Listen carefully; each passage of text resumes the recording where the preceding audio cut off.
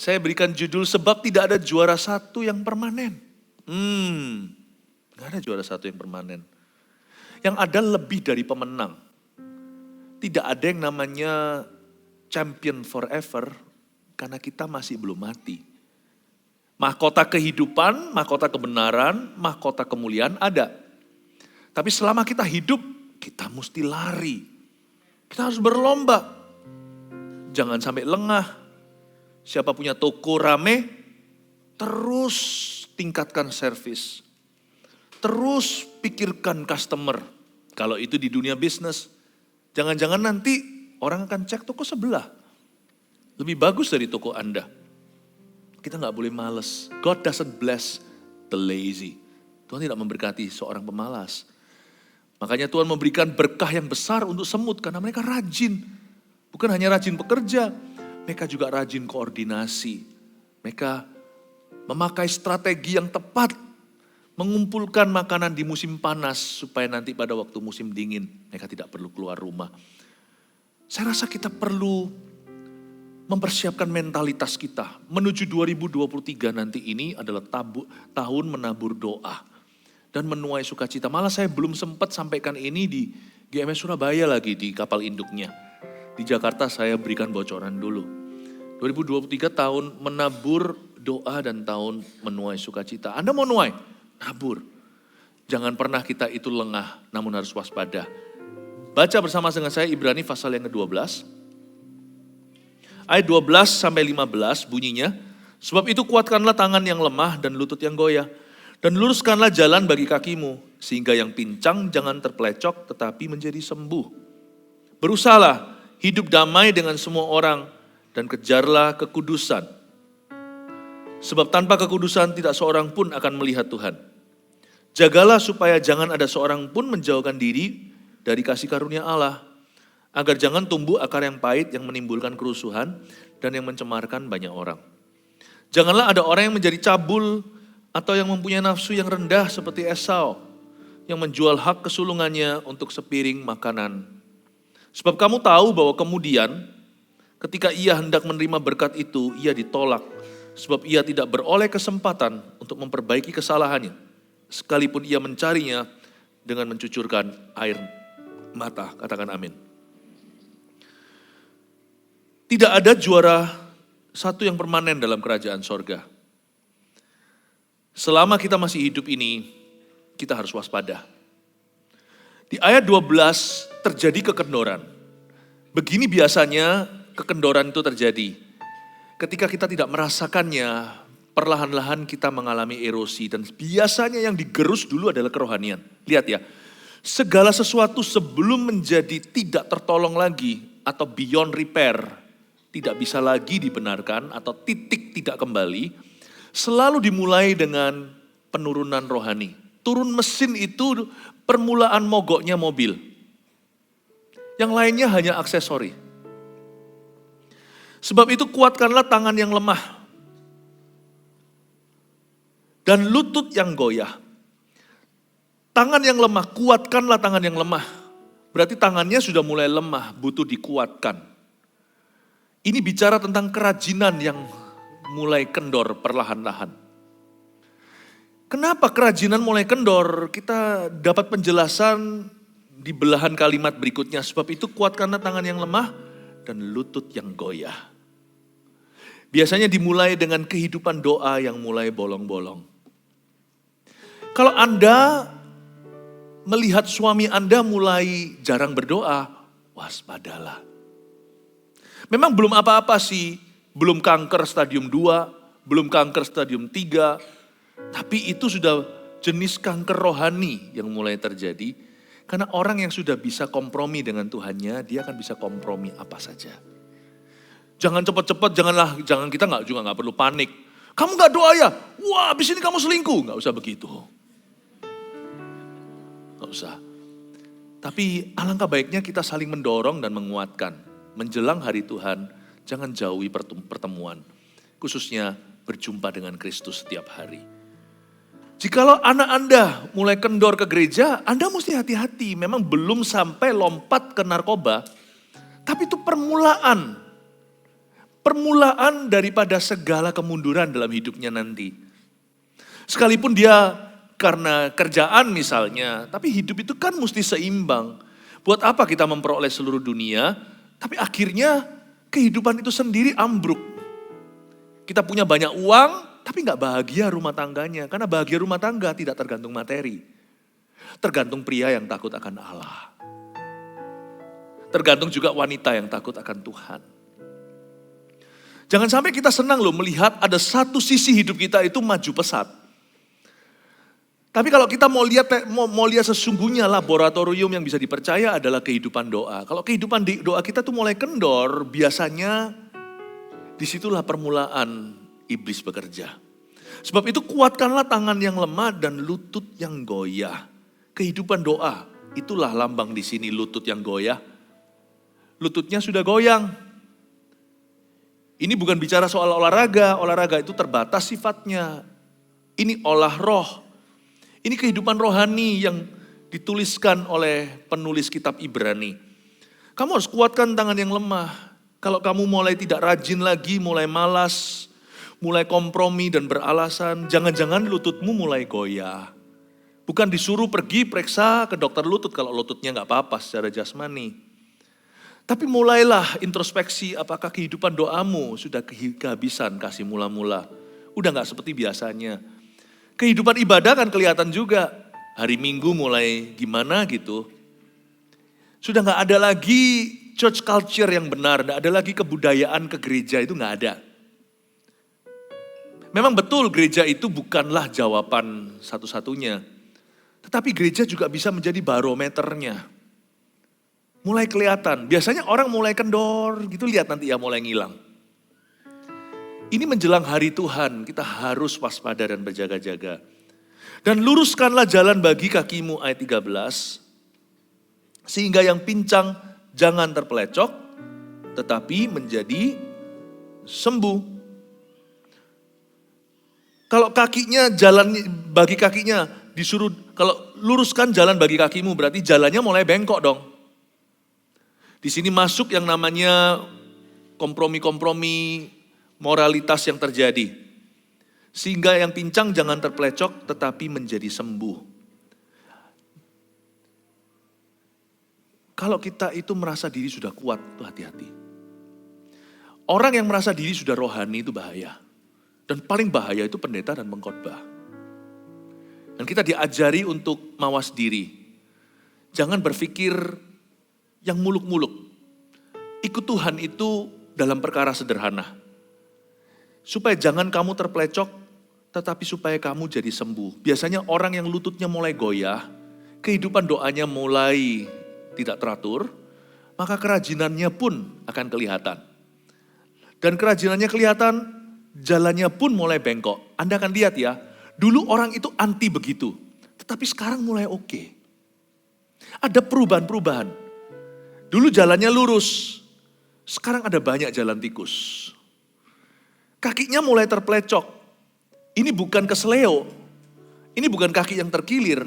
Ini jalan hidupnya mulai tidak benar di mata Allah. Jalan hidupnya itu loh, mulai lika-liku.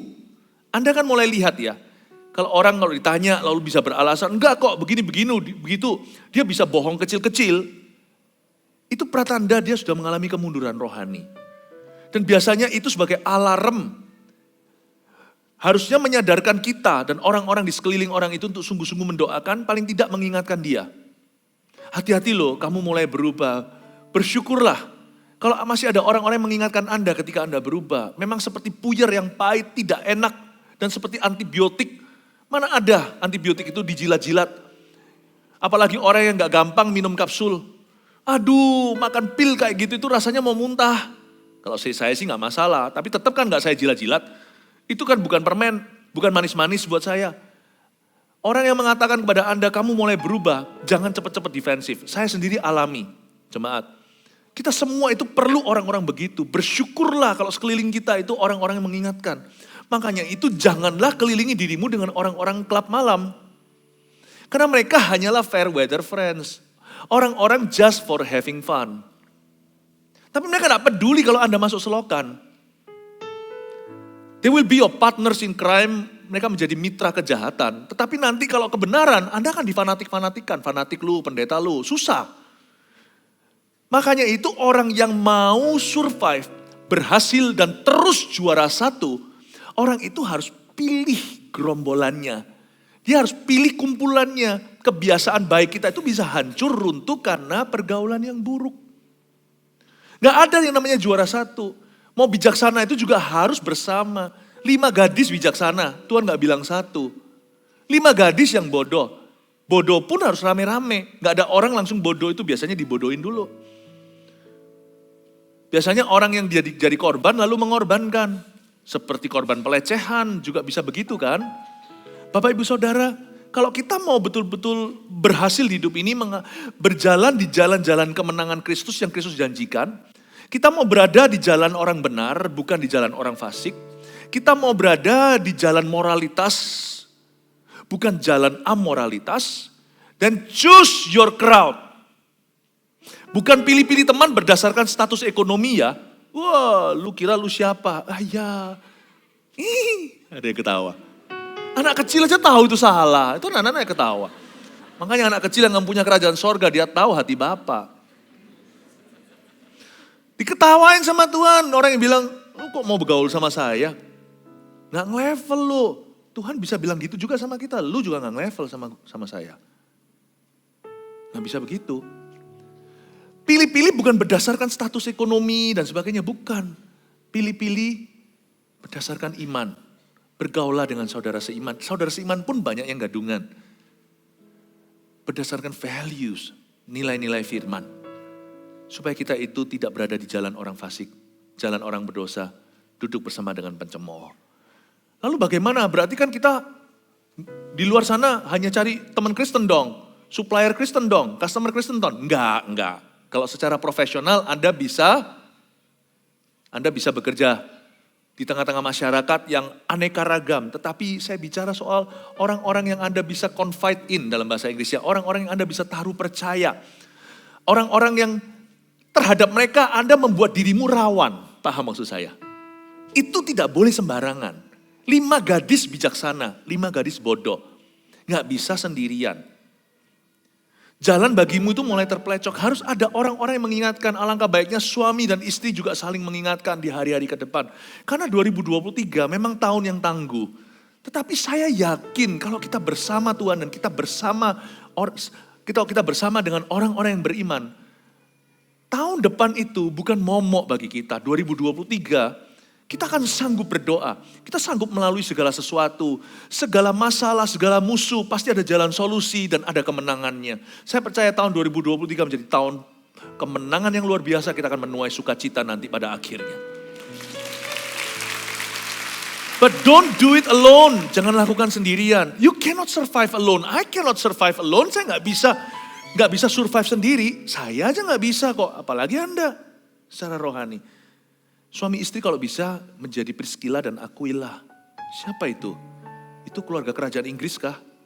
Bukan. Priscilla Aquila itu sesama pelayan Tuhan, suami istri saling melengkapi. Mereka timnya Paulus. Mereka itu businessman. Jual tenda. Bukan tenda pramuka. Mereka itu jual tenda, itu berarti mereka hari ini seperti real estate gitu loh. Di tanah Arabia. Tenda itu rumah. Mereka ini orang-orang yang ada kerja di sekuler. Tapi mereka itu saling melengkapi, suami istri itu cinta Tuhan. Mereka sendiri gak sendirian, mereka diapit. Mereka itu dihimpit dengan orang-orang yang takut akan Tuhan. Kalau kita baca Roma 16 kan bagus ya, siapa adalah siapa. Ada Trifena, ada Trifosa, ada Yunias. Itu semua itu orang-orang ya, itu gerejanya Paulus.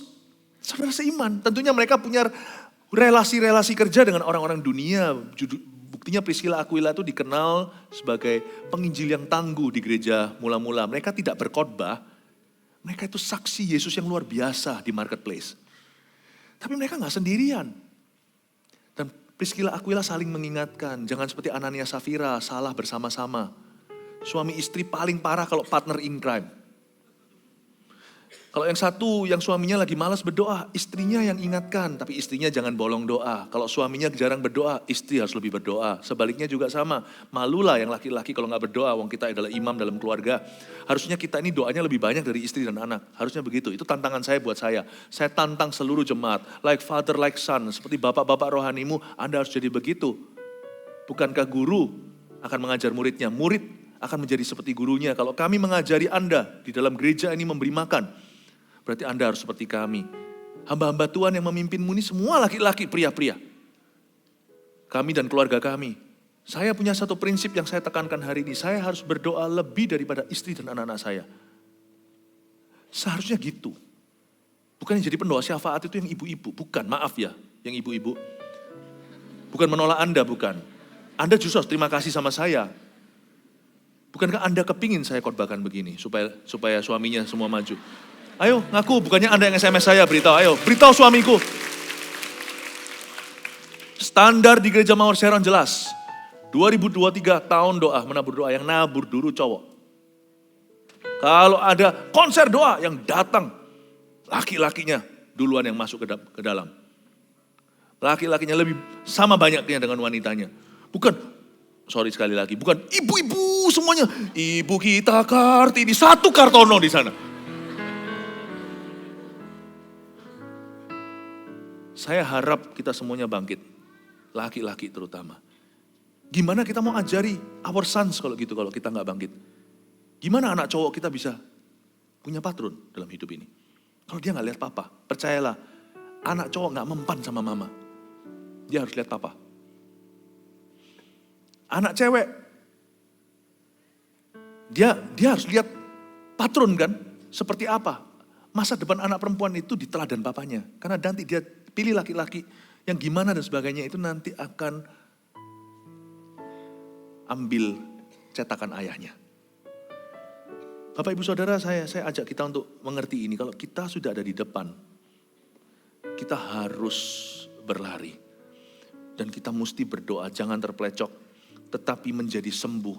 Orang yang kehidupan doanya mulai kendor segalanya, biasanya dia bukan jadi sembuh. Dia menyakiti kanan kiri. Kita baca sekarang ayat-ayat berikutnya ya. Di ayat yang ke-14. Berusahalah hidup damai dengan semua orang dan kejarlah kekudusan. Sebab tanpa kekudusan tidak seorang pun akan melihat Tuhan. Sebab tidak ada juara satu yang permanen kan. Makanya itu ayat 14 di situ terbuka bidang usaha. Terbuka lowongan. Bahwa tugas kita di bawah kolong langit ini hanyalah terus berusaha. Justru kalau kita ini fine-fine saja, how are you, I'm fine, thank you. Kalau kita sungguh-sungguh baik-baik saja di dalam Tuhan, jangan lengah. Jangan tunggu sakit. Karena prevention is better than cure. Mencegah lebih baik daripada mengobati. Berusahalah hidup damai dengan semua orang. Jangan tunggu kepahitan. Kalau sampai orang Kristen perlu didoakan kelepasan, berarti orang itu sudah buka celah yang luar biasa.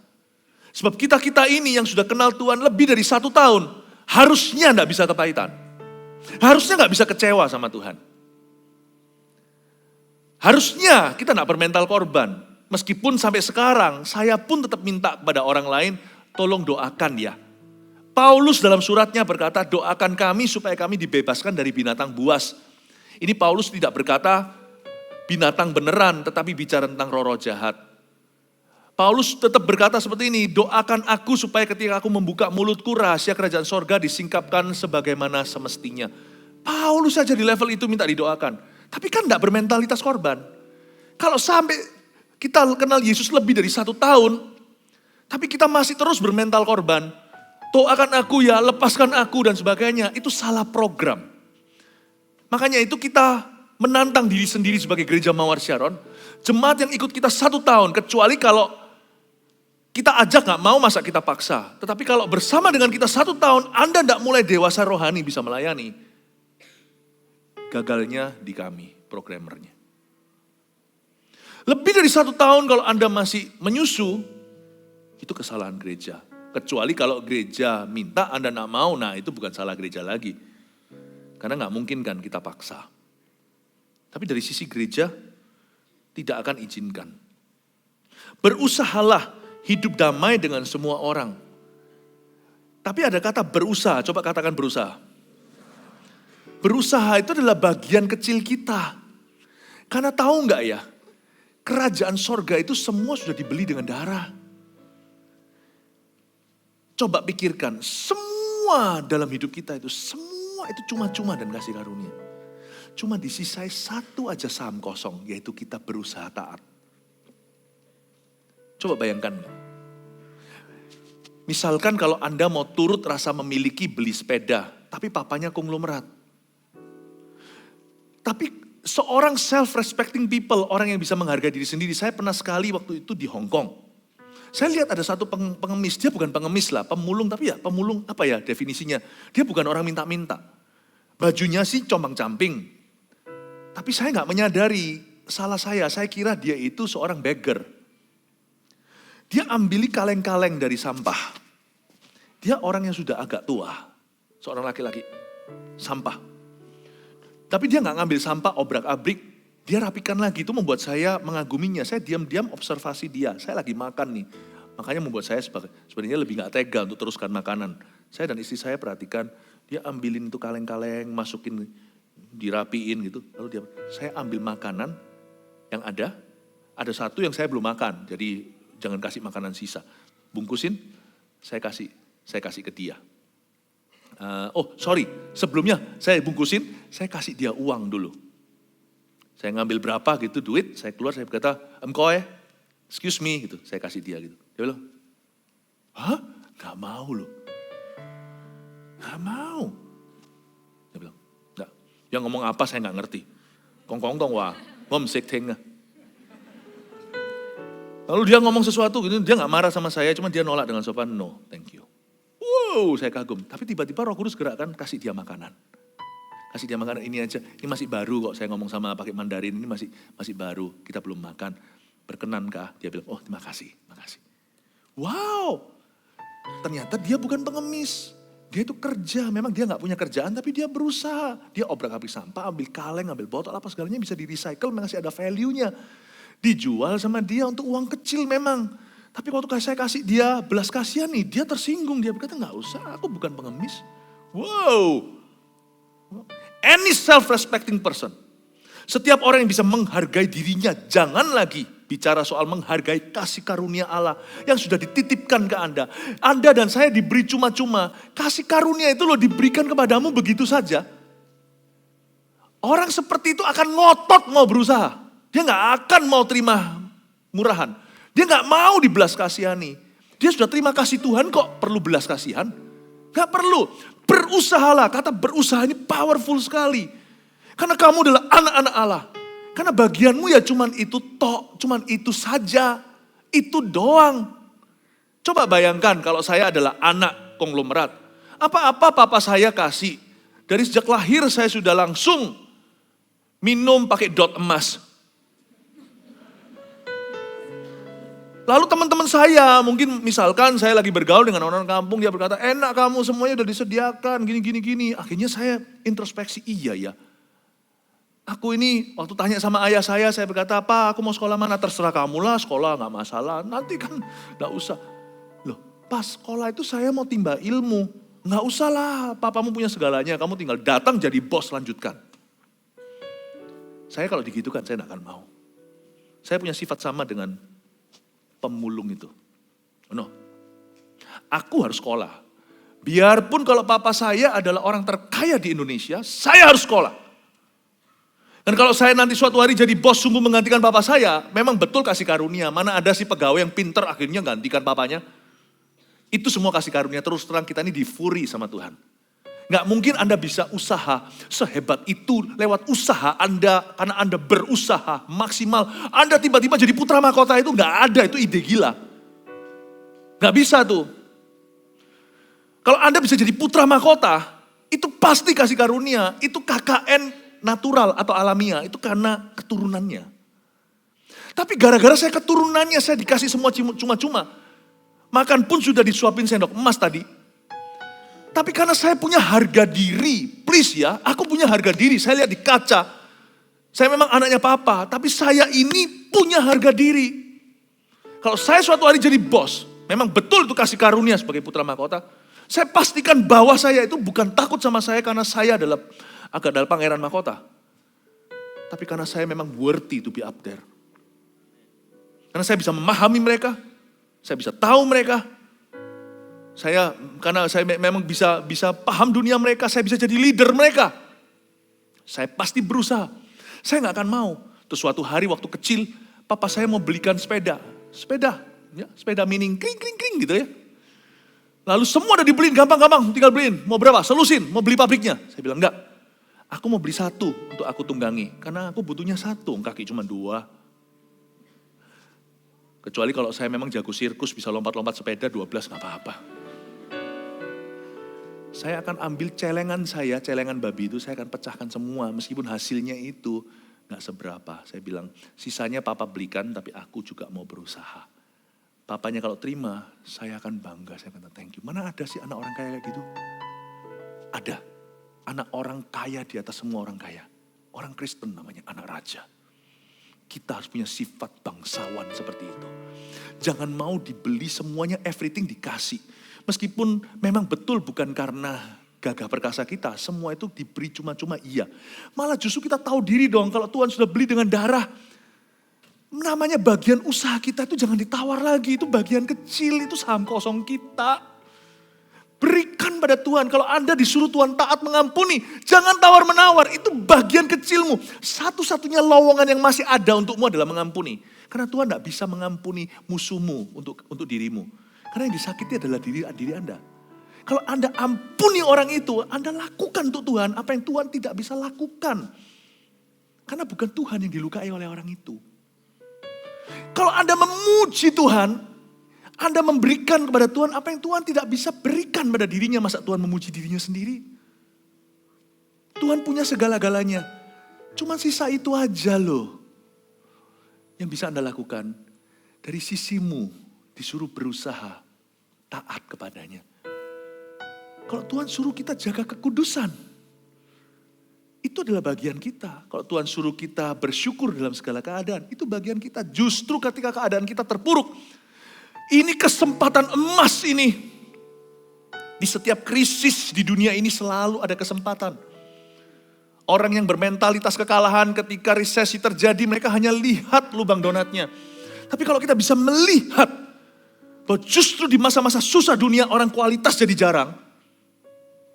Kalau kita bisa lihat bahwa keadaan kita yang menerpa kita ini membuat semua orang lain, semua tunggang langgang, semuanya tumbang. Gak ada yang bersyukur, orang Kristen pun jadi murtad. Ini kesempatan emasku. Karena syukur langka aku berikan kepada Tuhan. Berusahalah, kata berusahalah, powerful. Itu sisa-sisa yang bisa kau lakukan untuk Tuhan. Sisanya semua sudah Tuhan lakukan untukmu. Amin Bapak Ibu Saudara. Makanya kalau disuruh melayani. Kalau Anda melihat ada satu orang gak punya baju, gak punya makan, di penjara. Itu kesempatan emasmu untuk berusaha. Lakukan, kasih dia baju, kasih dia makan, kunjungi dia di penjara. Mau tahu kenapa? Karena Yesus berkata waktu aku di penjara, waktu aku telanjang, waktu aku lapar, kamu gak kasih aku makan. Atau kamu memberiku pakaian. Itu kesempatan, karena kita yang hadir di sebelah orang itu, Yesus tidak hadir secara jasmani.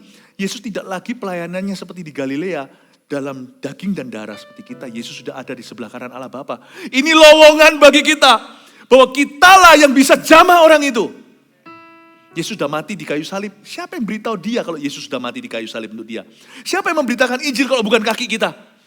Kalau bukan kita dan mulut kita? Ini kesempatan bagi kita. Kalau disuruh taat jangan susah. Sebab itu privilege Anda dan saya. Kalau kita respect Christ in us, kalau kita menghormati dan menghargai kasih karunia, kalau kita bisa menghargai diri kita, siapa kita hari ini di hadapannya, saya percaya kata berusaha itu tidak susah. Makanya itu orang Kristen salah persepsi yang ngomong begini, susah, taat sama Tuhan itu susah. Salah kamu. Taat sama Tuhan itu mudah, karena cuma itu saja sisanya untuk kita. Aku tidak bisa ngampuni istriku. Aku tidak bisa ngalah sama suamiku. Masa Tuhan suruh ngalah sama suamimu? Yang nikah sama dia kan dirimu. Apa yang Tuhan seolah tidak bisa lakukan itu Tuhan sisakan dalam hidup ini untuk Anda usaha. Untuk usaha Anda, untuk Anda taati. Amin Bapak Ibu Saudara. Makanya sekarang saya ngerti kenapa rasul yang paling dikasih Yesus, murid itu namanya Yohanes, menulis begini dalam suratnya. Perintah Tuhan itu tidak susah. Itu ayat momok bagi banyak orang Kristen. Buktinya gak populer sampai banyak di antara Anda waktu saya ngomong begini barusan. Matanya seperti, oh ya ada ya ayat itu. Hah? Ada? Sampai bengong. Ada. Perintah Tuhan itu tidak sukar. Oh sekarang saya ngerti, kalau paradigma kita berubah, ternyata Tuhan itu sudah belikan segalanya. Tuhan, thank you sisakan saham kosong ini yaitu taat untuk aku berusaha. Terima kasih ya Tuhan. Amin Bapak Ibu Saudara. Jadi perintah Tuhan gak jadi momok lagi, gak jadi monster. Malah kita look forward to, kita antisipasi, kita malah gak sabar. Ayo perintah apa lagi nextnya? Aku gak sabar nih. Aku gak sabar. Kalau Anda juara 1 terus di sekolah, ya bisa bersyukurlah. Tapi sekali-kali kalau memang terpaksa juara 2, Anda marah-marah ninggalkan Tuhan. Kok begini, kok begitu. Kadang-kadang kita perlu ya, aku gak sabar lain kali kalah. Supaya aku tunjukkan bagaimana aku bisa bersyukur dalam segala keadaan. Gak tentu we will always have our way. Gak tentu kita harus selalu dapat, kita selalu dengan cara kita. Selalu dengan jalan kita. Tidak harus begitu. Dan kalau kita tidak dapatkan jalan kita tidak usah nangis seperti itu.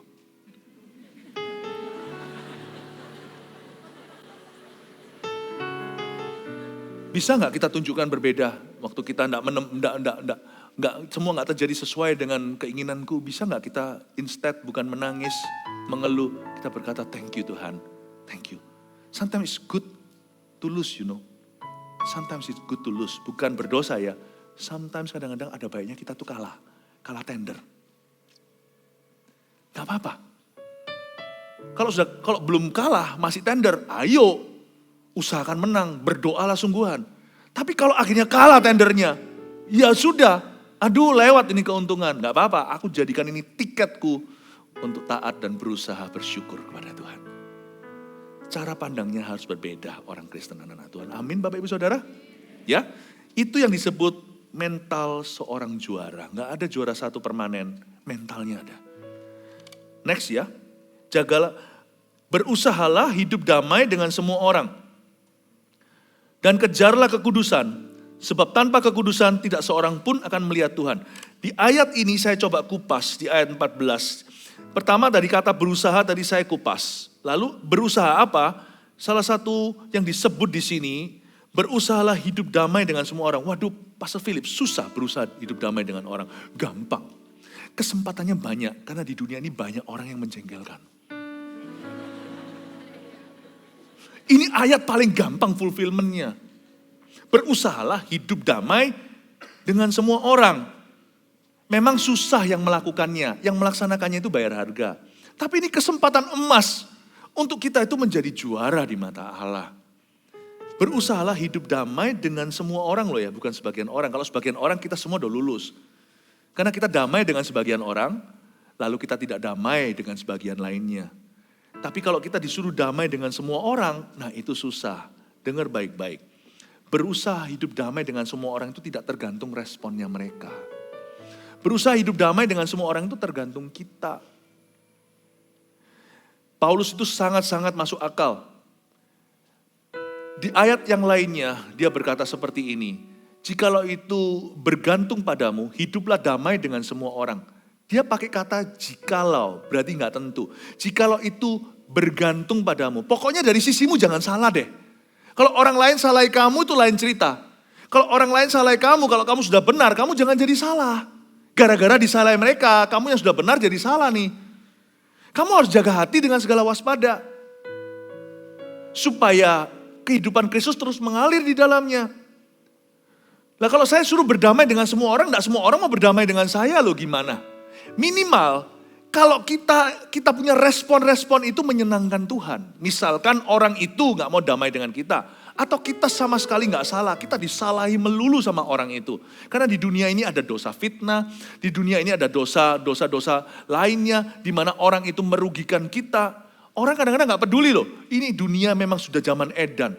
Orang punya istri aja, Udah punya istri masih mau direbut. Dahulu waktu saya masih single, waktu masih kita dengan teman-teman, ada teman saya, teman loh ini ke gereja. Dia punya prinsip hidup begini, bayangin. Padahal dia masih muda. Dia berkata gini, gak peduli kalau udah kawin, yang penting true love, dia bilang. Aku gak peduli kalau dia orang itu sudah punya suami. Kalau aku suka dia, gue ambil asal mau sama mau. Gila gak? Terus saya bilang sama dia, lu ngapain lu ke gereja kalau gitu? Ya cari cowok, dia bilang. Saya beritahu, di dunianya ada orang yang benar-benar gak masuk akal. Makanya itu di dalam Injil Yesus, Markus dikatakan, beritakan Injil kepada segala makhluk. Itu bukan suruh beritakan Injil kepada Blacky. Karena ada orang-orang tertentu yang memang gak kayak manusia. Ada orang-orang tertentu itu kayak monster. Tidak ada nuraninya atau mati hati nuraninya. Ini bayangin anak muda loh waktu itu. Sudah akhlaknya rusak begitu. Bagaimana nanti kalau dia sudah dewasa? Untungnya saya nggak terlalu dekat, saya nggak ngerti sekarang dia hidupnya gimana. Dengar baik-baik, di masyarakat ini ada momok-momok, ada monster-monster yang nggak masuk akal. Jangan-jangan monsternya ada di sini. Bagaimana berdamai dengan orang-orang seperti itu? Bapak, Ibu, Saudara, respon kita, kepahitan bukanlah yang Tuhan inginkan. Marah membalas kejahatan dengan kejahatan bukanlah kehendak Tuhan. Kalau ada orang yang merongrong keluargamu, jagai hak milikmu. Kalau itu suamimu atau istrimu, jagai sungguh-sungguh. Doakan, sadarkan, minta bantuan. Orang-orang yang bisa dipercaya oleh keluarga itu untuk memberitahu, ingatkan pasangannya yang mulai tidak setia. Misalkan. Tetapi gak perlu Anda jadi kepahitan. Gak perlu Anda jadi orang yang akhirnya kesetanan. Respon kita itu menentukan. Yang pasti yang pertama kita harus ampuni. Pastor Philip, susah kalau ada orang yang merugikan saya ampuni. Orang itu makan duit saya, larikan gitu aja 3 miliar. Kalau bisa di rewind, diputar kembali, kita introspeksi kenapa kok bisa dia larikan uang segitu. Supaya kita tidak lagi jatuh di lubang yang sama. Kita tolong dikasih marker lubang itu supaya lain kali kita familiar. Tapi kalau sudah kejadian, apa boleh buat? Anda mau marah kesetanan 3 miliar enggak kembali. Saran saya adalah, do yourself a good favor. Lakukan kebaikan kepada dirimu sendiri. Ampuni orang itu supaya Anda jangan kepahitan. Ampuni dia di dalam nama Yesus. Dan berdoa minta mujizat boleh supaya uang Anda dikembalikan. Kalau Tuhan bisa sadarkan, Tuhan mampu tentunya. Tapi tidak usah menunggu orang itu. Anda bekerja baik-baik, move on dari apa yang kerugian di belakang. Kalau Anda terlibat hutang piutang, sekarang mulai cicil pelan-pelan, minta Tuhan berkati pekerjaan Anda. Sambil bonusnya kita nanti-nantikan, siapa tahu orang itu tiba-tiba disadarkan dan mengembalikan. Yang penting di sini adalah Anda memikirkan respon Anda seperti apa supaya Anda tidak terbelakang. Supaya Anda selalu berada di depan rencana Tuhan, selalu jadi juara pertama, selalu ahead. Respon seperti apa yang akan menguntungkan aku in the long run daripada yang merugikan saya. Kalau sekarang saya kepahitan, saya lumpuh. Orang itu salah. Memang dia yang salah sih. Aku bodoh, aku enggak salah. Aku bodoh, tapi aku sekarang jadi pinter. Tapi udah terlambat, nasi udah jadi bubur. Tapi orang itu salah, nggak apa-apa. Orang itu salah, ya apa boleh buat. Saya nggak bisa putar lagi clock kan, nggak bisa putar lagi jam, nggak bisa lagi saya kembali ke belakang, nggak bisa di rewind lagi. Maka saya akan memutuskan, saya akan mengambil keputusan-keputusan yang memajukan iman saya. Sakit memang, tapi saya mau maju dengan menabur dan mencucur air mata. Saya akan ampuni dia, saya akan move on, saya akan konsentrasi kerja. Sekarang justru saya harus 2 kali lipat fokus ke pekerjaan saya. Karena bukan untuk meraup keuntungan, tapi harus menutup hutang. Lihat nanti ya, kalau enggak Tuhan berkati orang seperti ini. Orang seperti ini memang sempat dikalahkan. Ngalah pun rasa seperti dia kalah. Tapi kalau orang itu meresponi Tuhan dengan benar, orang itu champion di mata Tuhan. Masih ada janji yang terdahulu akan menjadi terkemudian, terkemudian akan jadi terdahulu. 5 tahun lagi, nggak usah 5, kadang-kadang mungkin 3 tahun lagi. Anda lihat orang yang larikan uangmu, hidupnya mungkin terpuruk. Anda lihat nanti semua kehilangan Anda dikembalikan oleh Tuhan. There is no champion, tidak ada juara satu yang permanen. Yang ada adalah paradigma kita yang diperbaharui oleh firman. Bapak Ibu Saudara, 2023 akan banyak lika-likunya.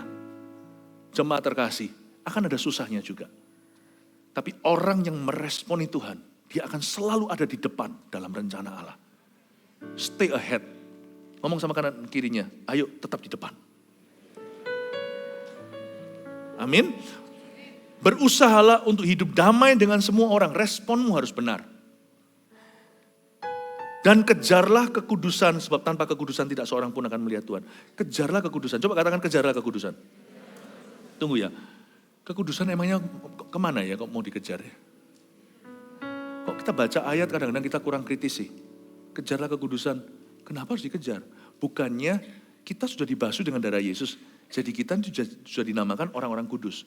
Di dalam Alkitab, dalam bahasa Inggrisnya kita disebut the saints. Orang-orang kudus. Jangan lupa ya, itu status. Orang-orang kudus, itu status. Tapi orang kudus pun bisa jatuh loh di hidup ini.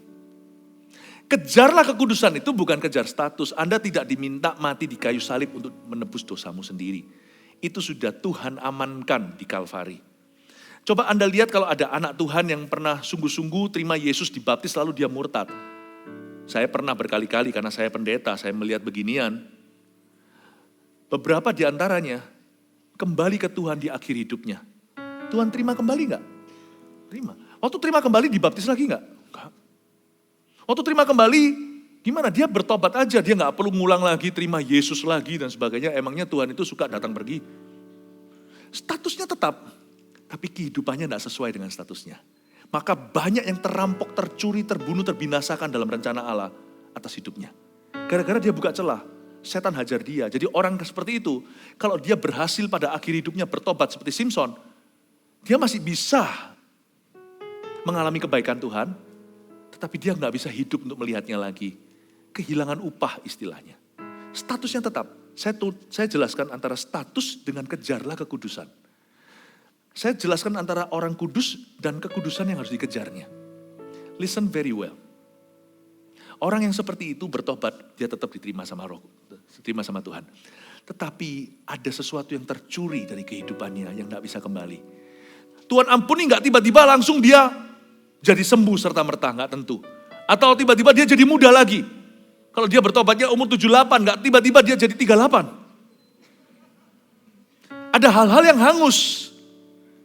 Makanya itu di sini ayat ini menjelaskan kepada kita, ada berkat yang Tuhan memang kasih kepada orang-orang yang bukan punya status kudus, tapi orang yang jaga kekudusan. There are blessing reserved only for the pure. Pertahankan ini di 2023. Tangkap ya Bapak Ibu Saudara. Memang ada berkatnya orang bertobat. Ada berkatnya orang yang repentant. Ada berkat pemulihan. Menurut saya pencegahan lebih baik, berkat kekudusan lebih baik daripada berkat pemulihan. Karena itu berkat yang orisinil dari Tuhan. Misalnya kalau mobil Anda original dari Jepang lalu ada spare partnya yang rusak segala, Anda ganti yang lain. Contohnya seperti itu. Atau jam tangan mahal Anda lalu ada bagian apanya yang putus, itu nanti sudah beda. Tetap gimana pun juga yang langsung dari pabriknya itu yang terbaik. Bapak Ibu Saudara juga dengarkan ini dan kita perhatikan dengan seksama. Saya bernubuat dalam nama Yesus tahun depan akan ada berkat for the pure. Blessed are the pure for they shall see God. Diberkatilah mereka yang murni hatinya karena mereka akan melihat Tuhan. Kata melihat Tuhan itu bukan mati loh, aku gak mau melihat Tuhan. Kata melihat Tuhan di sana itu you shall see. A dimension of God's work, ada satu dimensi pekerjaan Allah yang Tuhan tidak kasih kepada orang yang repentant sekalipun. Orang yang bertobat, orang yang dipulihkan, orang yang dikasih kesempatan kedua, Tuhan tidak kasih.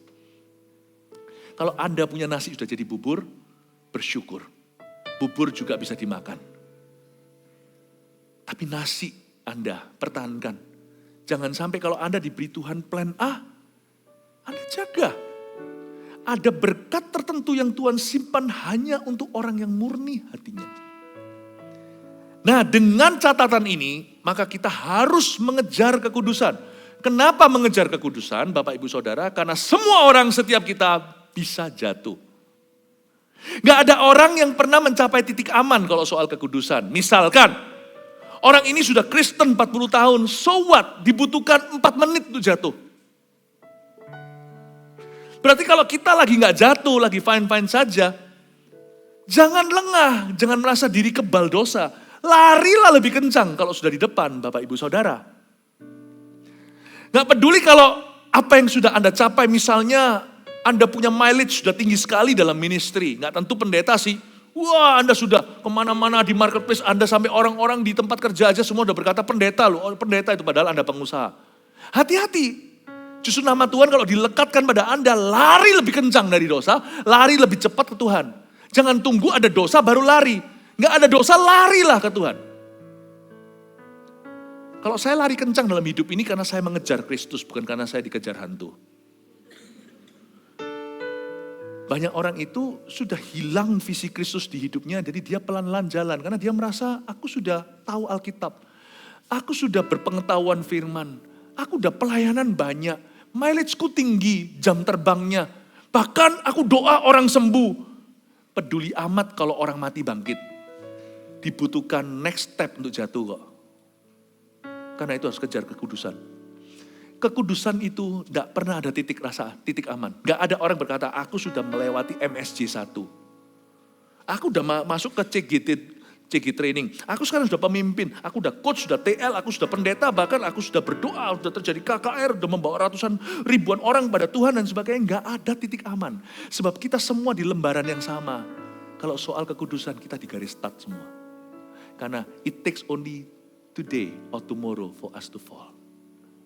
Dibutuhkan cuma hari ini atau besok langkah yang salah untuk kita jatuh. 2023 tidak ada titik aman. Yang tidak berdoa akan jatuh. Catat itu. Camkan di hatimu. Tapi suamiku ini alim kok. Percayalah, bangunlah mesbah keluarga. Anda pernah lihat orang yang alim rusak? Tapi kami ini udah menikah 30 tahun. Trust me, Satan don't care. Setan gak peduli. Amin. Kejarlah kekudusan, jadi jelas sekali. Kita semua diberi satu tanggung jawab di bawah kolong langit ini. Sebab tidak ada kekudusan, tidak seorang pun akan melihat Tuhan. Bahwa kita semuanya harus waspada dan berjaga-jaga. Ya Allah, damai, sejahtera, kuduskan aku seluruhnya, agar roh, jiwa, dan tubuhku terpelihara sempurna. Ya Allah, damai sejahtera.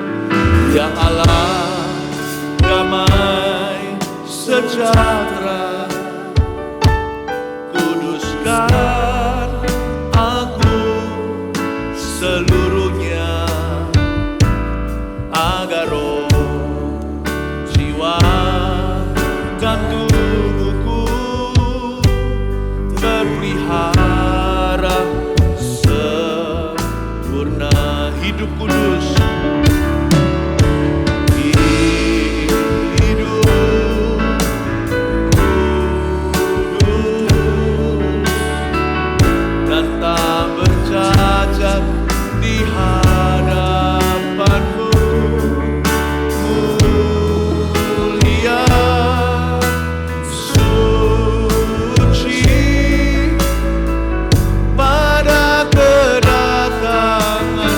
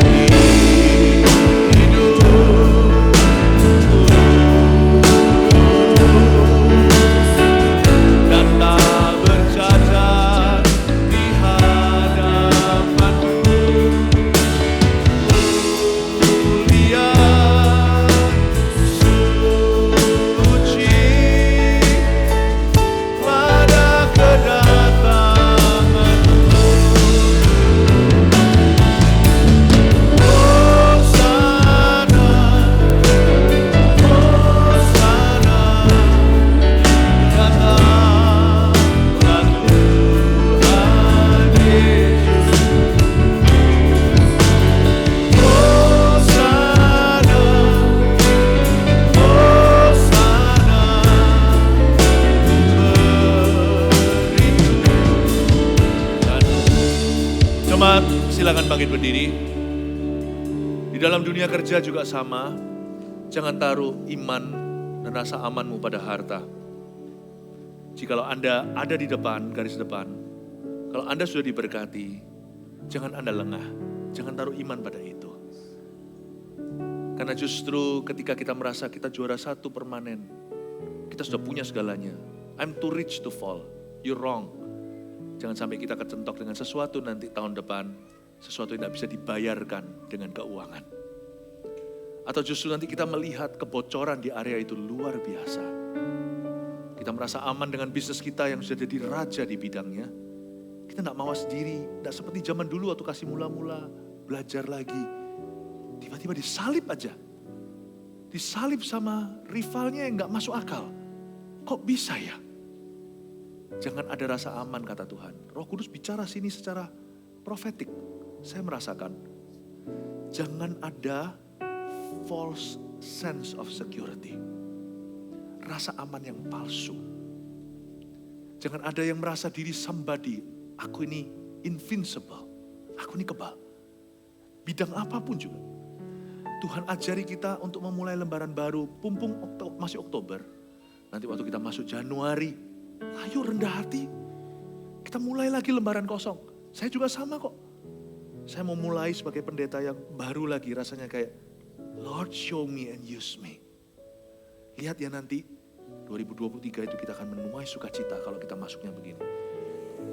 Haleluya. Never too early to prepare you. Haleluya. Mari saja kita letakkan tangan di dada kita seperti ini.